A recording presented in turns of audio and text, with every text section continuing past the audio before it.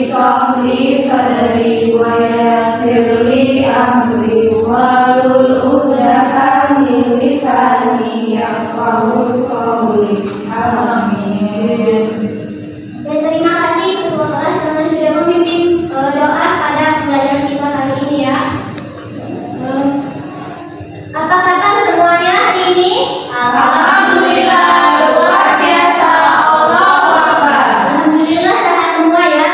Oke, sebelum itu coba sekarang kalian cek samping kiri kanannya, bawah mejanya apakah ada sampah.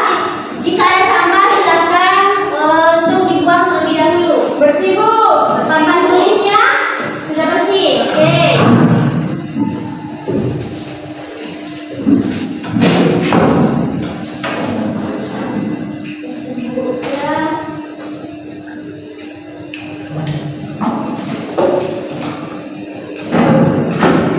Oke, sudah ya. Itu bajunya yang masih keluar dimasukkan dulu. Oke, bagus. Ibu cek kehadiran dulu ya. Ya, Bu. Citra, Hadir, Bu. Florida, Hadir, Bu. Nabila, Hadir, Bu. Linda, Hadir, Bu. Rani, hadir Bu.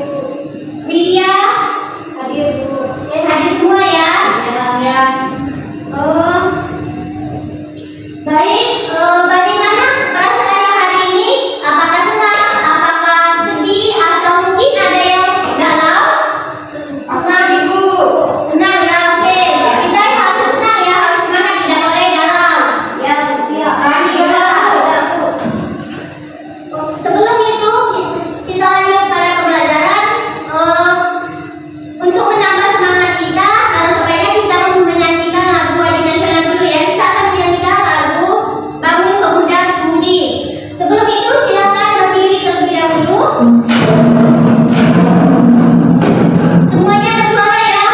Ya, Bu.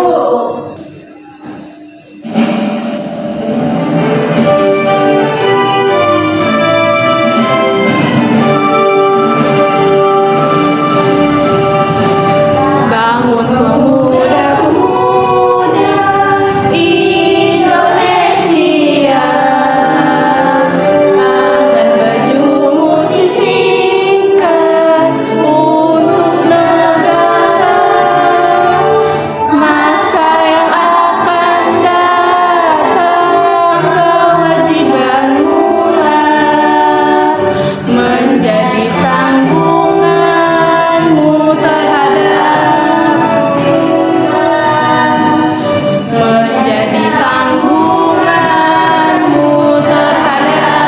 Nusa.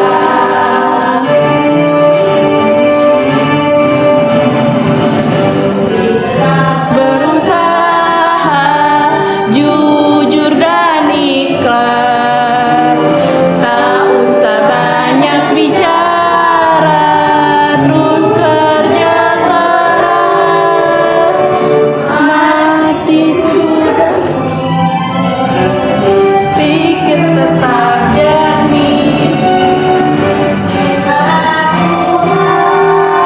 Hai putra negeri, bertingkah laku harus. Hai putra negeri. Oke ya, tepuk tangan dulu.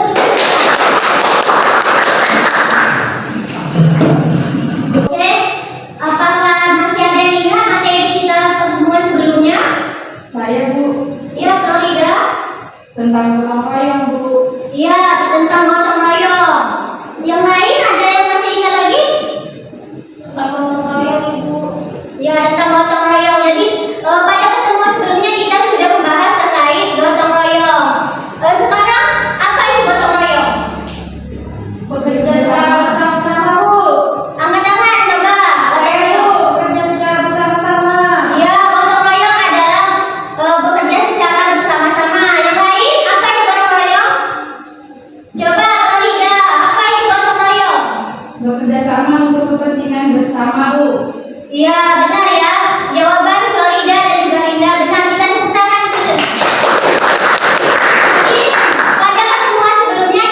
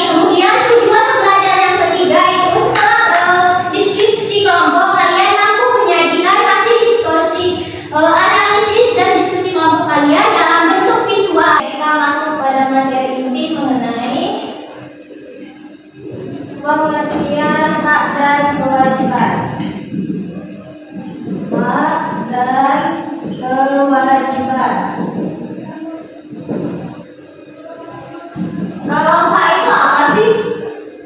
Ada yang bisa membantu Miss menjawab apa sih itu hak?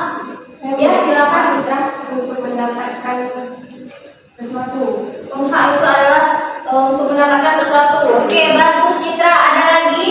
Ya silakan. Itu adalah sesuatu yang harus kita miliki. Sesuatu yang harus kita miliki. Bagus, berarti jadi kalian sudah memahami ya konsep apa itu hak. Tepuk tangan dulu untuk berani menjawab pertanyaan Miss. Selanjutnya, kalau kewajiban. Kewajiban itu apa sih? Tanggung jawab. Tanggung jawab. Oke, bagus. Ada lagi? Kewajiban itu apa sih? Ya, silakan. Lakukan Miss. Sesuatu yang harus kita lakukan. Oke, bagus. Ya, benar semua jawaban dari teman-teman kalian tadi. Jadi, kalau hak itu adalah sesuatu yang kita Miliki. dapatkan atau yang kita miliki. Kalau kewajiban tadi sesuatu yang harus kita lakukan. Nah, sudah ini paham antara perbedaan hak dan kewajiban. Kalau hak tadi sesuatu yang kita miliki, sesuatu yang kita dapatkan.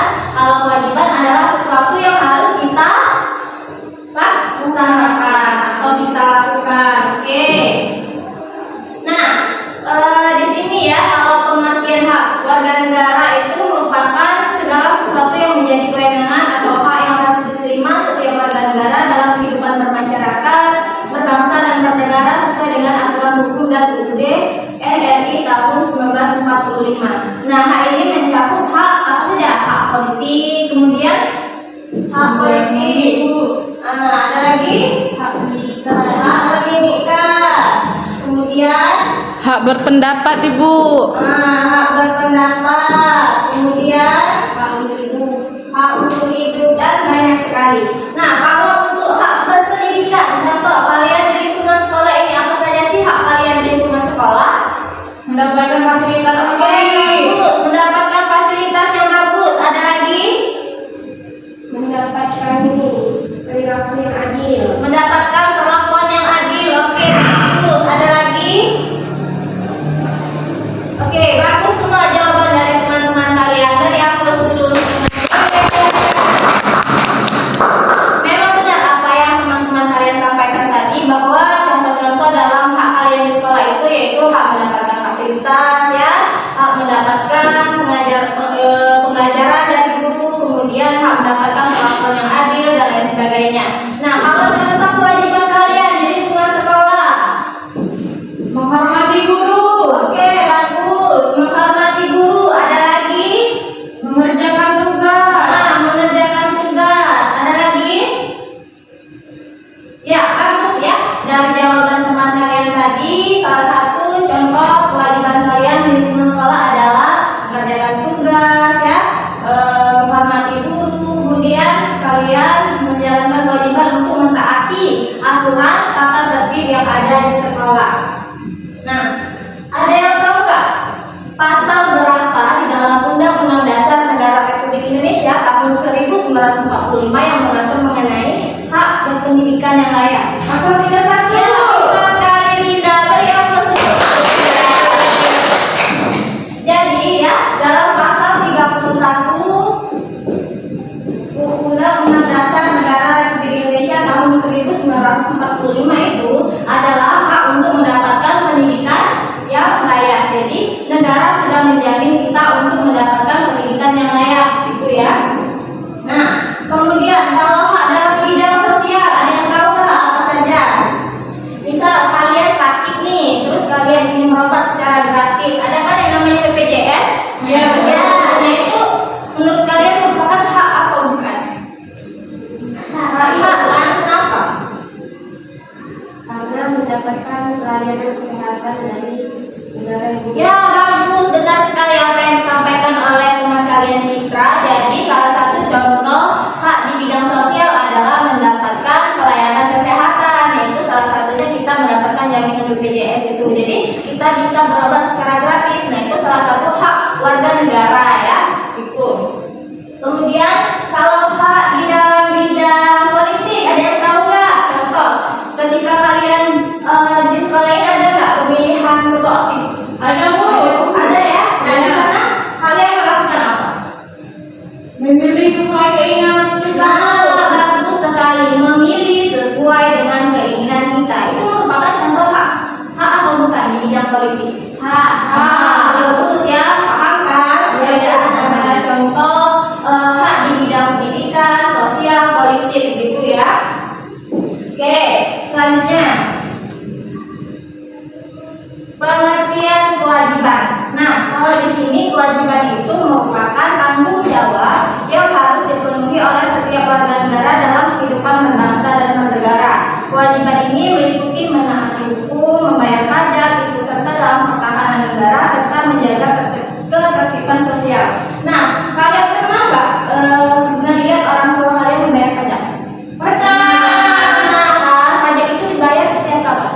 Setahun sekali. Oke, ada lagi? Ya, benar kata teman kalian ya. Jadi kita memiliki kewajiban untuk membayar pajak. Pajak itu banyak sekali fungsinya ya. Bisa dialokasikan untuk dana pendidikan, kesehatan, dana sosial dan lain sebagainya yang digunakan oleh negara. Kembali lagi kepada rakyat seperti itu. Jadi kita sebagai warga negara Indonesia harus melaksanakan membayar pajak itu tadi ya. Kemudian mentaati hukum. Nah, kita sebagai warga negara apabila kita dikatakan sebagai seorang penduduk, maka kita harus melaksanakan mentaati aturan hukum yang ada di negara yang kita tempati ya. Contohnya kita melaksanakan tanggung jawab kita ketika berkendara. Kita harus mentaati aturan lalu lintas kan? Contohnya seperti apa? Tidak terlalu merah. Nah, bagus, Nabila. Tidak menerobos lampu merah. Ada lagi?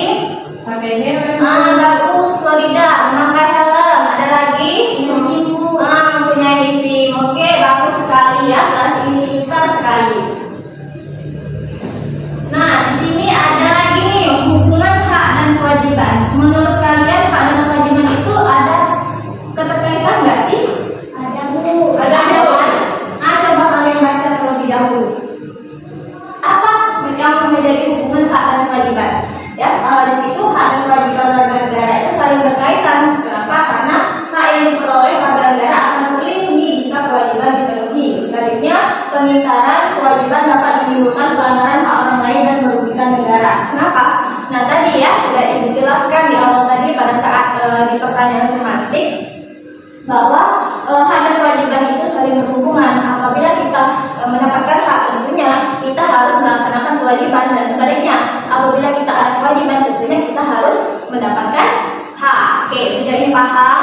Paham Bu. Paham ya. Kita lanjut. Nah, di sini ada nih contoh pelanggaran hak warga negara yang mana? Yang pertama itu tidak mendapatkan kebebasan berekspresi. Kalian di kelas ini semuanya mendapatkan kebebasan berekspresi nggak? Misal, kalian ketika diskusi kelompok, kalian pasti mengeluarkan pendapat kan? Iya, iya kan? Nah, ketika kalian dibatasi oleh teman kalian atau guru kalian ketika akan berpendapat, berarti dia melanggar hak kalian untuk melaksanakan kebebasan berekspresi itu ya. Kemudian tidak memperoleh pendidikan yang layak. Seperti yang kita ketahui bahwa negara menjamin kita ini untuk mendapatkan pendidikan yang layak. Kita ketahui ya bahwa banyak sekolah negeri itu pendidikannya gratis. Nah, itu salah satu yang dijalankan oleh pemerintah. Nah, apabila kita tidak bisa mendapatkan pendidikan yang layak, ya tentunya itu melanggar hak kita sebagai warga negara. Kemudian dihalangi dalam mendapatkan pekerjaan sesuai kemampuan. Nah, negara kita ini kan beraneka ragam ya, ya kan? Kemudian di kelas ini ada nggak yang Islam? Saya Bu. Nah, ada ya, ada juga yang dari suku Jawa ada dari suku Sunda, ada kan, beraneka ragam. Contoh di lingkungan sekolah, di lingkungan kelas kalian ini saja beraneka ragam, apalagi di luar gitu ya. Nah, biasanya ada tuh orang yang ketika ingin menerima pekerja itu melihat dulu dari ras mana, kemudian agama apa. Nah, itu berarti dia mendiskriminasi ya. Jadi itu tidak boleh, dia berarti melanggar hak orang lain untuk mendapatkan pekerjaan sesuai dengan kemampuan. Kemudian tidak memperoleh perlindungan hukum yang adil. Nah, biasanya ada tuh ketika di pengadilan ya, ada orang-orang yang tuh melihat status sosial. Pernah nggak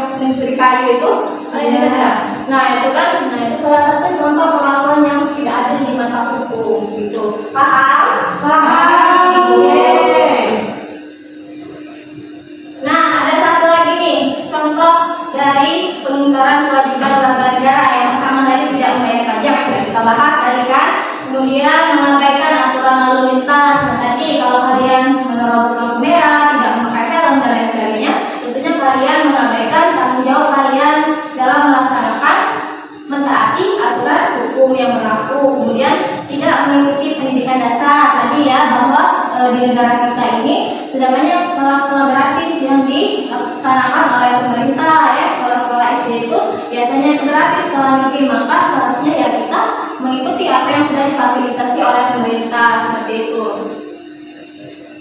Nah, terakhir, cara menghadapi pelanggaran HAM. Nah, coba kalian baca. Misi kita, ada yang ingin bersedia membaca? Ya, silakan. Saya Bu. Ya, silakan Bro. Apa tuh? Yang pertama. Yang pertama itu menyampaikan keluhan atau pengaduan melalui jalur resmi. Nah, menyampaikan keluhan atau pengaduan melalui jalur resmi. Contoh nih, ketika di sekolah ada teman kalian yang dibully, kalian harus melaporkannya kemana? Ke guru. Nah, bagus. Kemana lagi? Ke BK. Ke BK ya, ke kepala sekolah. Jadi kalian harus melaporkannya kepada guru ataupun kepala sekolah maupun guru BK. Kemudian mengedukasi masyarakat tentang hak dan kewajiban. Nah, contohnya ya dari diri kita sendiri ya, dari kita terlebih dahulu, dari diri kita sendiri kan, bagaimana cara melaksanakan hak yang baik. Kemudian mengikuti kegiatan sosial untuk meningkatkan secara langsung. Bisa ada sosialisasi masyarakat yang tentunya kita harus mengikuti. Oke.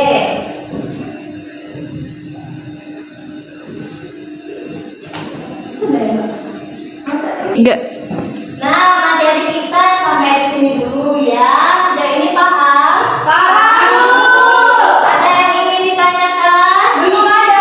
Oke, berarti sudah paham semua ya dengan materi yang sudah dijelaskan tadi. Nah, sekarang kita akan menganalisis nih. Ibu ada sebuah kasus, akan tetapi Ibu akan menentukan kelompok terlebih dahulu, yang mana kelompok ini berdasarkan asesmen diagnostik awal yang sudah Ibu lakukan pada minggu sebelumnya. Bentar ya, Ibu ambil dulu data-datanya.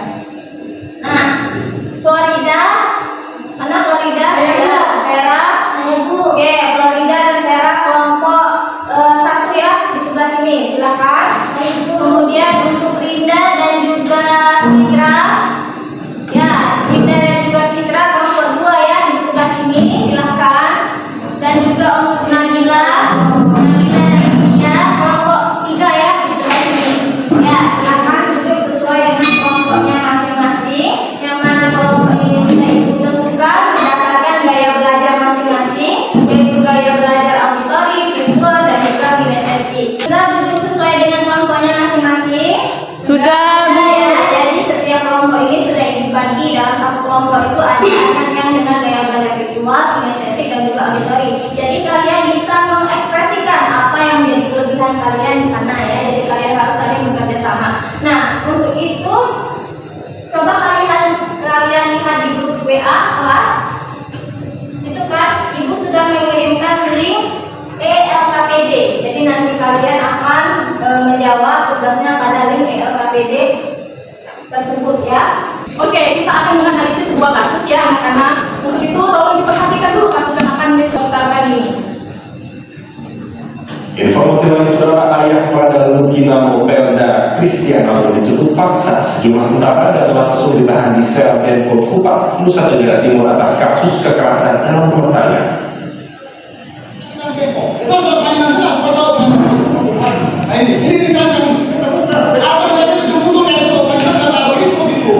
Pelda Kristiana bersama seorang kuasa hukumnya berdebat dengan sejumlah tentara yang hendak membawa Pelda Kristian saat tiba di pelabuhan Tenau Kupang pada Rabu siang.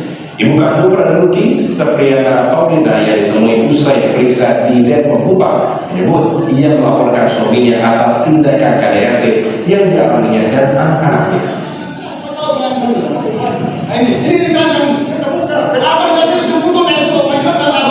Terkait dengan laporan saya dari tim kuasa hukum di tanggal 2 Januari 2026, saya bersama tim kuasa hukum datang melaporkan terkait kasus KDRT yang saya alami bersama anak-anak.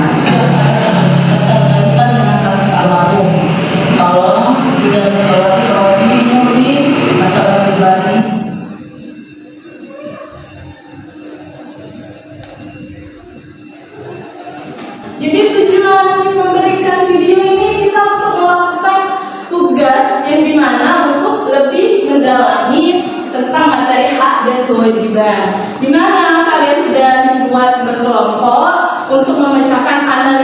bagaimana sih kasus ini terjadi dan hak dan kewajiban yang harus dijalankan oleh si ayah terada ini, dan juga mengapa kasus ini bisa terjadi, terus bagaimana sih solusinya.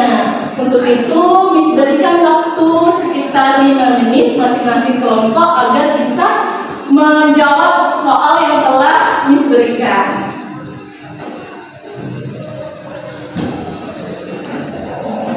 Bagaimana Kak Citra dan Rita? Apakah ada yang ingin ditanyakan?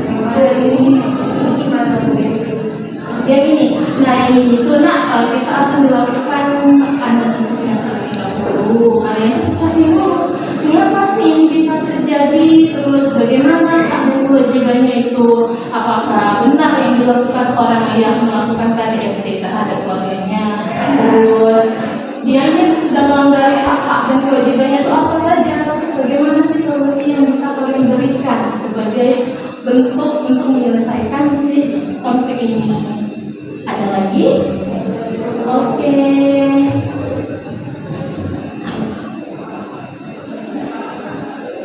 Bagaimana Anda bilang? Ada yang bisa bantu? Lagi coba analisis ya. Oke. Nanti kalau ada yang ingin ditanyakan, tanyakan saja ya.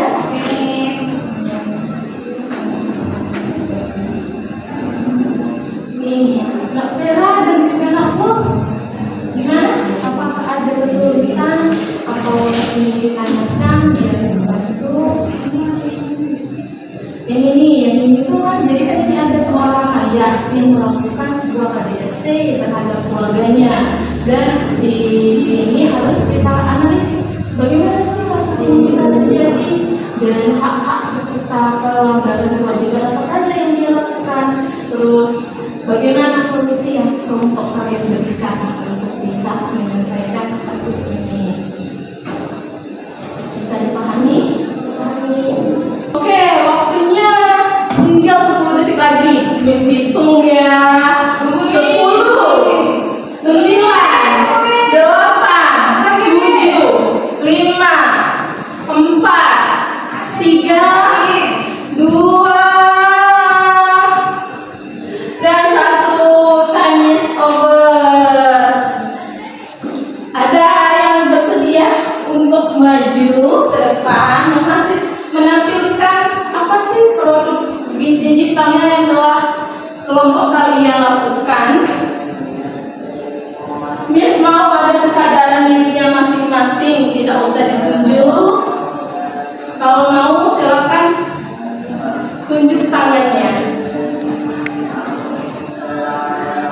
Oke, coba raise your hand. Chinese. Oke, kelompok keluar dan Vera, silakan.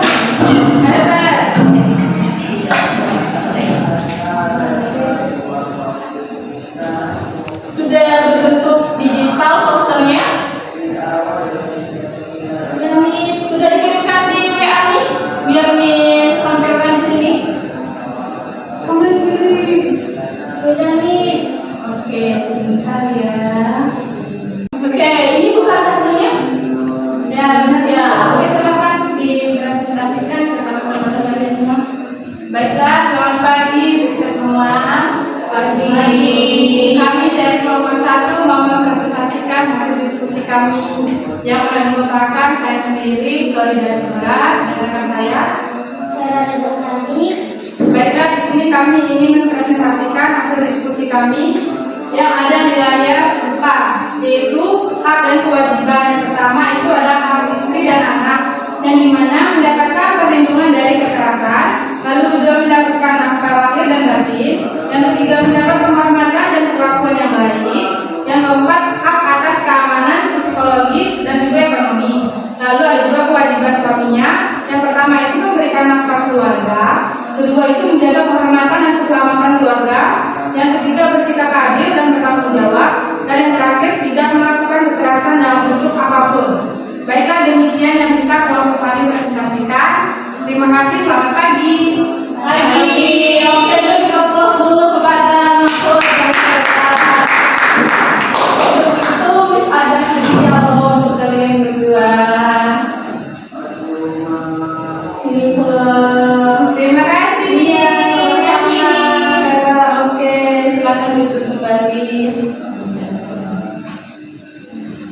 Nih, jadi dari kasus ini kan sudah dijelaskan oleh teman kalian, sehingga dalam kasus ini si ayah ini melakukan sebuah kekerasan atau KDRT, baik itu ke anaknya dan juga ke istrinya. Di jalan ini banyak sekali hak dan juga kewajiban yang diingkari oleh si ayahnya pada laki ini, di mana harusnya seorang ayah itu kan mampu memberi perlindungan kepada anak dan juga istrinya, tetapi dia menyelewengkan hak dan juga kewajiban tersebut, sehingga kasus ini perlulah untuk kita bahas dan juga sudah kita bahas tadi. Oke, tak terasa waktu kita akan segera berakhir. Sebelum itu, Miss mau minta satu anak yang mampu memberikan apa sih yang didapatnya hari ini dan juga apa kebermanfaatan dari pembelajaran kita hari ini. Untuk itu, ada yang ingin? Silakan angkat tangannya. Ayo, Bu. Citra, oke. Nah, Citra, silakan maju ke depan.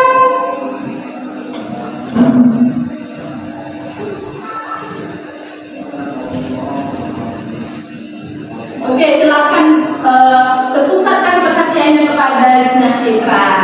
Jadi hak itu merupakan apa yang kita dapatkan. Kewajiban itu harus yang kita tanggung jawabkan. Jadi hak dan kewajiban itu harus balance. Di mana kita harus kalau ingin mendapatkan hak harus melakukan kewajiban. Sebaliknya kalau kita ingin mendapatkan hak itu harus sebaliknya gitu.